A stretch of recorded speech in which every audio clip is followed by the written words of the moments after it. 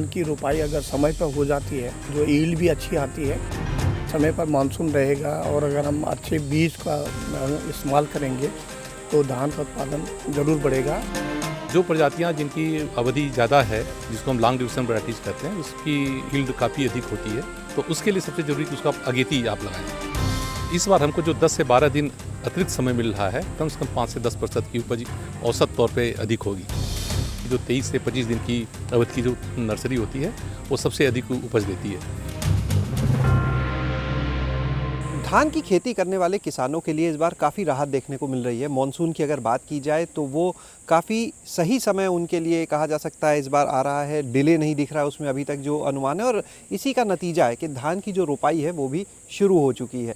हम इस समय जीबी पंत कृषि विश्वविद्यालय में मौजूद हैं। हमारे साथ में विश्वविद्यालय के कुलपति डॉक्टर MS चौहान जी है, जिन्होंने आज खुद यहाँ पर धान की रोपाई करके जो विश्वविद्यालय परिसर है, यहाँ का जो फार्म है, वहाँ पर इसकी शुरुआत की है। उनसे सीधे बातचीत करेंगे। सर, बहुत बहुत स्वागत आज आपका हमारे साथ गाँव जंक्शन चैनल पर। धन्यवाद, बहुत बहुत धन्यवाद। सर, इस बार हम देख रहे हैं जो मौसम है वो काफ़ी अनुकूल दिख रहा है धान किसानों के लिए। बिल्कुल आपने ठीक कहा, अनुकूल भी है। मैं तो ये कहूँगा कि आगे है इस समय मौसम और बढ़िया है। और जैसे खास तौर से धान की आप जैसे बात कर रहे हैं, तो धान की रोपाई अगर समय पर हो जाती है तो ये बड़ा उससे जो ईल्ड भी अच्छी आती है। और आज हमने जैसे जीबी पंत कृषि एवं प्रौद्योगिकी विश्वविद्यालय के जो हमारा फार्म है, और इसमें ये डॉक्टर जैन सिंह इसको लीड कर रहे हैं फार्म का, उनकी पूरी टीम के साथ में, और ये हमारे जितने वैज्ञानिक हैं सब मिलजुल के हमने धान की रोपाई आज से 9 जून से हमने स्टार्ट की है। बड़ा अच्छा दिन है। और मैं ये मानता हूँ कि अगर इस हिसाब से अगर समय पर मानसून रहेगा और अगर हम अच्छे बीज का इस्तेमाल करेंगे तो धान का उत्पादन ज़रूर बढ़ेगा। और जिसमें हम राइस में अभी एक्सपोर्ट में हम बड़े अव्वल हैं उसमें, और आगे भी हमारा एक्सपोर्ट बहुत अच्छा होगा और धान की अच्छी पैदावार उम्मीद है इस साल की। डॉक्टर RP सिंह जी इस समय हमारे साथ में हैं। डॉक्टर साहब, ये बताएं कि इस समय अगर बात करें किसानों को किस तरह से इसका लाभ होना है, कितने पहलू उसके लाभ की अगर हम बात की जाए। देखिए, सबसे महत्वपूर्ण है कि हमको प्रजातियों का चयन, कि जैसे कि जो प्रजातियां लंबा समय लेती हैं, जैसे आज जब हम लोग MTU इसमें हमने रोपाई आज से शुरू की है, ये 160 से 165 दिन लगती है। तो जो प्रजातियां जिनकी अवधि ज़्यादा है, जिसको हम लॉन्ग ड्यूरेशन वैराइटीज़ कहते हैं, उसकी यील्ड काफ़ी अधिक होती है, तो उसके लिए सबसे ज़रूरी कि उसको आप अगेती आप लगाएं। और जो प्रजातियां कम समय में होती हैं उसको आप देर से भी लगा सकते हैं। और जो मध्यम अवधि वाली प्रजातियां, उसको हम जो आप आज से 15-20 दिन बाद भी लगाएंगे तो उसके उपज पे कोई फ़र्क नहीं पड़ता है। तो सबसे अच्छा है कि पहले आप ये देखें कि जो आपके लिए प्रक्षेत्र विशेष के लिए आपके स्थानीय ज़रूरतों के हिसाब से कि आप लिए कौन सी प्रजातियाँ संसूत हैं, उन प्रजातियों का चयन करें। और जो देर वाली प्रजातियाँ हों उनकी जल्दी आप रोपाई शुरू कर दें, और जो मध्यम वाली हैं उसकी बीच में करें। और जो कम समय में तैयार होने वाली प्रजातियाँ, जैसे गोविंद है 90 से 100 दिन में तैयार हो जाती है, तो उसका थोड़ा देर से भी लगाएंगे तो समय से जो है परिपक्व हो जाती है। 12-13 दिन पहले इस बार जैसे धान की रोपाई यहाँ पे शुरू हो गई, अन्य जगह भी थोड़ा सा फ़र्क देखने को मिल रहा है मौसम के हिसाब से कई जगह। इसका किस तरह से आगे लाभ होने वाला है, फसल उत्पादन पर क्या लगता है, इसका क्या प्रभाव आएगा? देखिए, उपज का सीधा असर इस चीज़ से तय होता है कि आपकी फसल कितने दिन में तैयार होती है। तो इस बार हमको जो 10 से 12 दिन अतिरिक्त समय मिल रहा है, तो उससे उपज में हम लोग उम्मीद करते हैं कि कम से कम 5 से 10% की उपज औसत तौर पे अधिक होगी। तो इसके लिए लेकिन धान में एक सबसे महत्वपूर्ण चीज़ है कि जो लोग धान की रोपाई करते हैं, तो धान की जो पौध है वो 23 से लेकर के और 30 दिन तक की लोग लगाते हैं। तो सबसे ज़रूरी है कि जो 23 से 25 दिन की अवधि की जो नर्सरी होती है वो सबसे अधिक उपज देती है। तो इसका थोड़े यदि किसान भाई जागरूक हैं, जैसे हम लोग इस बार जो मीडिया में भी आप लोगों ने काफ़ी सूचना समय से दी कि इस बार, और IMD ने जो भी फोरकास्टिंग काफ़ी सही किया कि हमारा जो मानसून है 10 से 15 दिन एडवांस है, तो हमने अपनी नर्सरी जल्दी डाल दी थी। तो किसान भाइयों को मैं ये सलाह दूंगा कि जो इस तरह की जो सूचनाएं आपको प्रसारित की जाती हैं, मानसून पे चूँकि खरीफ की बुआई निर्भर करती है, तो उसका हमको फ़ायदा उठाना चाहिए। तो किसान भाई जो लोग जागरूक हैं उन्होंने तो नर्सरी पहले डाल दी, लेकिन जिन्होंने पहले नर्सरी नहीं डाली है उनके लिए थोड़ी सी दिक्कत हो सकती है कि वो आमतौर पे जो पारंपरिक तरीके हैं उसी ढंग से उनको बुआई करनी पड़ेगी। डॉक्टर साहब, एक चीज़ और जानना चाहेंगे। एक विधि जो पारंपरिक चली आ रही है और एक विधि DSR जिसकी बहुत चर्चा हो रही है। जी, DSR बहुत ही महत्वपूर्ण है, क्योंकि देखिए इसमें 2 दिक्कतें हैं कि एक तो इसमें लेबर बहुत ज़्यादा लगता है, दूसरा आपको पडलिंग करनी पड़ती है, तो पानी की आवश्यकता ज़्यादा पड़ती है।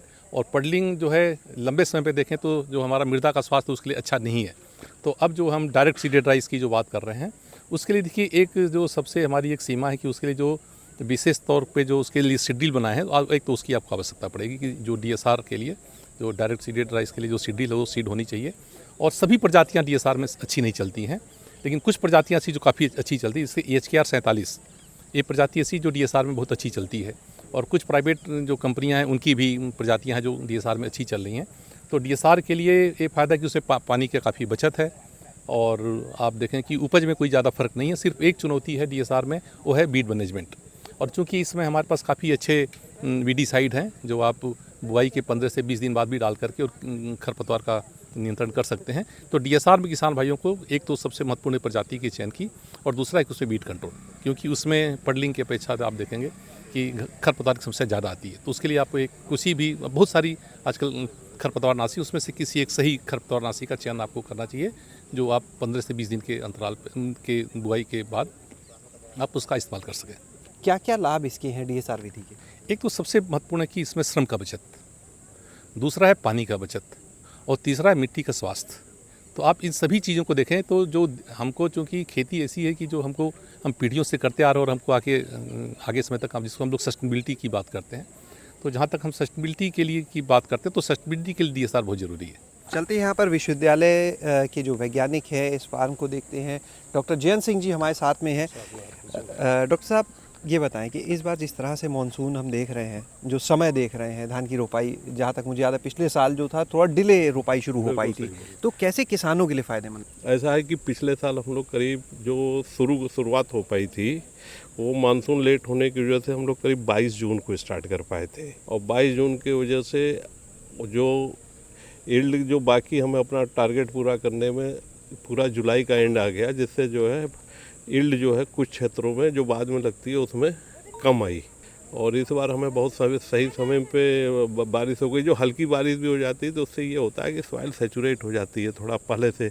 अब हम एकाएक पानी लगाएंगे, बिल्कुल सूखा पड़ा है तो पानी ज़मीन धरती पी जाती है, पर्कुलेट हो जाती है, इन्फ्लेट्रेट कर जाती है, तो वो परेशानी होती है। तो इस बार थोड़े से ही पानी लगा के जो अपने इरीगेशन रिसोर्सेज हैं उससे पूरा पानी वो कर लेता है। पडलिंग भी टाइम से हो जा रही है क्योंकि सैचुरेट है सॉइल। अब रही बात कि अगर आप धान की यील्ड जो है इस बार बढ़ेगी, देश में भी बढ़ेगी, पैदावार आएगी ज़्यादा, एवरेज भी बढ़ेगी और वो भी होगी। टोटल प्रोडक्शन भी पिछले साल के मुकाबले 2 से 5% उम्मीद है कि बढ़ने की है। सर अगर हम इसकी किस्मों पे बात करें धान की जो है, तो सिर्फ उत्तराखंड की बात नहीं करेंगे, ओवरऑल हम बात करेंगे, तो कौन सी किस्में हैं जो इस समय किसान हैं उनको चुननी चाहिए?